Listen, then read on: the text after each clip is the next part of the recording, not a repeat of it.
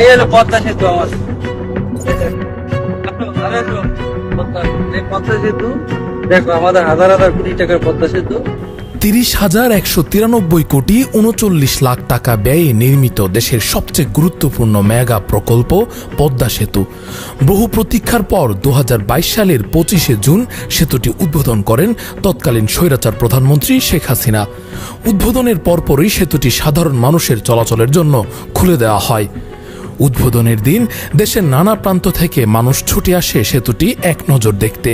সেই ভিড়েই ছিলেন এক তরুণ বাইজিৎ তালহা।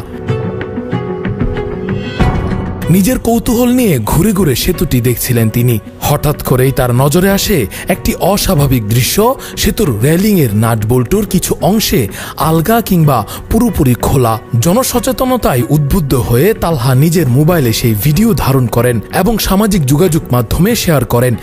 একটা ভিডিও করতে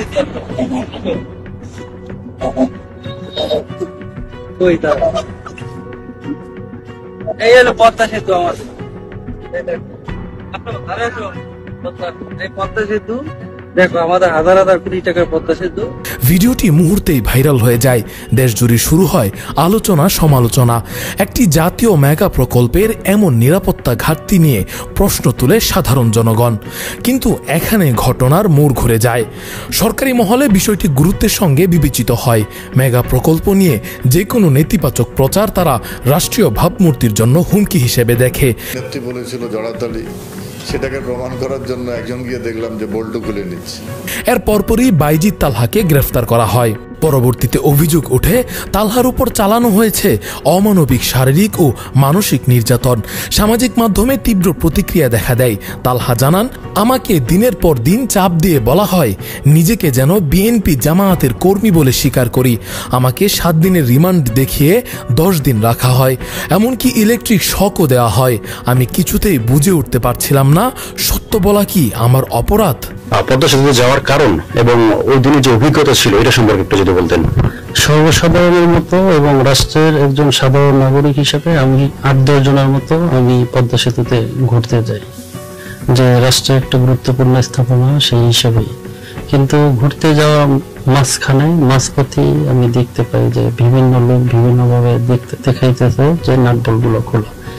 এক পর্যায়ে আমি হাত দিয়ে ধরলাম, দেখলাম যে নাটবল্টগুলো খোলা। এক পর্যায়ে ওখানে যারা টহল পুলিশ থাকে ওদেরকে আমি ইনফর্ম করি আমার নিজের দায়িত্ব থেকে। ওনাদের বললাম যে এই নাটবল্টগুলো খোলা, তো আপনারা এটার কোনো ব্যবস্থা করেন। তারা ওনারা এক পর্যায়ে আমাকে বললো যে দেখেন আমরা তো ব্যস্ত, এখানে আপনার মতো নিজ দায়িত্বই করেন। তখন ওইটা আমি না আটকে আমি কি করছি, সচেতনতার জন্য জাস্ট আমি একটা ছোট একটা ভিডিও করি যে এটা হাজার হাজার কোটি টাকার পদ্মা সেতু, দেখেন এই অবস্থা। তো এটা করার পরে তো আমি আমার মতো আমি চলে আসি, যা সচেতনার জন্য আমি একটা লাইভ করি। তো যখন বাসায় আসি, বাসায় আসার পরে দেখি যে এই ভিডিওটা ব্যাপকভাবে ভাইরাল হয়ে যায়। একটা পদ্মা সেতুর একটা নাটবল্ট কি কেউ একটা পাগল মানুষও তো খুলবে না ভাই, আমি তো দূরের কথা। আমি সচেতনতার জন্য করতে যেয়ে আমি বিপদে পড়ি।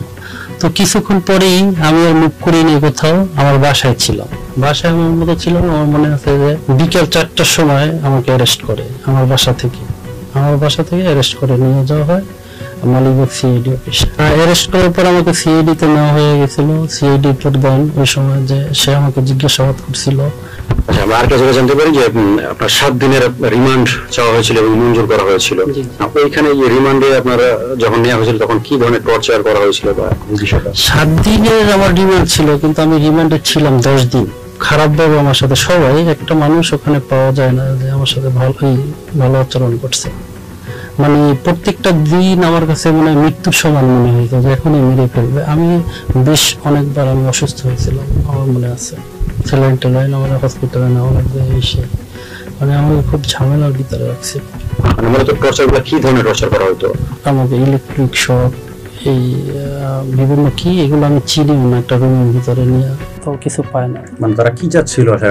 তারা চাচ্ছে একটা জোর করে স্টেটমেন্ট নেওয়ার জন্য, যে নিতে চাইছে। আর ওই পদ্মা সেতু যেখানে নাটবল্ট খোলা ছিল, যেখানে দেখাইছে, ওখানে নিয়ে আমাকে 5 বার ভিডিও করাইছে যে আপনি এটা বলেন, এভাবে বলেন। আমি বলছি না, ইম্পসিবল, প্রশ্নই আসে না। কারণ আমি যেটা করি না এটা বলবো কেন, আর আমি এখন যদি মিথ্যা সাক্ষী দিই তাহলে তো এটা আরো ব্যাড ইম্প্যাক্ট পড়বে না, সেই জন্য আর আমি নেক্সট টাইম ওই বিষয়ে কোনো করি না। কি স্টেটমেন্ট দ্বারা কি চাচ্ছিল? বলছে যে আমি বিএনপির কোনো লোক বা জামাত এই টাইপের, যে আমার মানে আমাকে কেউ পাঠাইছে এরকম কোনো আমাকে ই করানোর জন্য বলছে। আচ্ছা, এমনিতে আওয়ামী লীগ বা অন্যান্য অঙ্গ সংগঠন থেকে তখনকার সময় আপনার এখানে আপনার বা আপনার পরিবারের উপরে কোনো হামলা হয়েছিল কিনা বা কোনো হুমকি দেওয়া হয়েছিল কিনা? জি জি অবশ্যই। আওয়ামী লীগ আমার বলতে আমার পটুয়াখালীতে আমার মেজ ভাই ছিল, অবশ্য গভর্নমেন্ট চাকরি করে, ফায়ার সার্ভিস আছে। আমাদের বাড়িঘর কোপাইছে, আগুন লুট করে নিয়ে গেছে, কোপাইছে। ওর বাইক ছিল, বাইক মানে ভেঙে চুরে ফেলছে। এবং যারা আমার গ্রামে আরও লোক ছিল এবং আমার ভাবি ছিল তার বাচ্চার উপরে, তার উপরেও মানে মানে টর্চার করছে মহিলা মানুষ। এগুলো আসলে ওইখানে যারা দায়িত্বপ্রাপ্ত এই আওয়ামী লীগের যারা লোক ছিল যারা, তারাই করছে। এই ঘটনার পর সমাজে দুই ধরনের প্রতিক্রিয়া দেখা দেয়। এক পক্ষ মনে করে রাষ্ট্রীয় নিরাপত্তা ও স্থাপনার সুরক্ষা গুরুত্বপূর্ণ এবং এমন ভিডিও ভাইরাল হলে অপব্যবহার হতে পারে। অন্য পক্ষের প্রশ্ন, একজন সাধারণ নাগরিক একটি ত্রুটি তুলে ধরলে তাকেই অপরাধী বানানো কতটা ন্যায়সঙ্গত? এরপর আসে আরও একটি গুরুত্বপূর্ণ তথ্য। সেতু নির্মাণে যুক্ত এক শ্রমিক গণমাধ্যমে জানান, আমরাই নাট বল্টু কিছু জায়গায় খোলা রেখেছিলাম, কাজ তখনও পুরোপুরি শেষ হয়নি, তাই হালকা টাইট করেই রেখে দিয়েছিলাম। নিচে ঢালাই হবে তো, আর এগুলা আমরা সম্পূর্ণ করতে পারিনি, ওগুলা করছিলাম। তাই এগুলো আমাদেরকে খুলে নেওয়া, মানে নিচ থেকে কিছু নিচে আর কিছু রয়ে গেছে, তা আমাদেরকে বলছে এভাবে থুয়া যেতে, আমরা হালকা টাইট দিয়ে গেছি। আমরা আইসা দেখে যে অনেকগুলা নাট খুলে নিয়ে গেছে, এটা ফালাই দিছে। হ্যাঁ, নিচের ওয়াশার হালাই দিছে, এই নাট হালাই দিছে, অনেকগুলো আমরা সকালবেলা লাগাইছি। তাহলে প্রশ্ন জাগে, যদি সত্যি কাজ অসম্পূর্ণ ছিল এবং নাট বল্টু খোলা রাখা হয় পরিকল্পিতভাবে, তাহলে তালহার অপরাধ কি? সে কি শুধু একজন সচেতন নাগরিক যে একটি ত্রুটি চোখে দেখে তা জানিয়ে দিয়েছিল, নাকি হয়ে উঠেছিল এক রাজনৈতিক প্রতিহিংসার বলি? তাহলে প্রশ্ন থেকেই যায়, তালহাকে কি ব্যবহার করা হয়েছিল রাজনৈতিক পুতুল হিসেবে?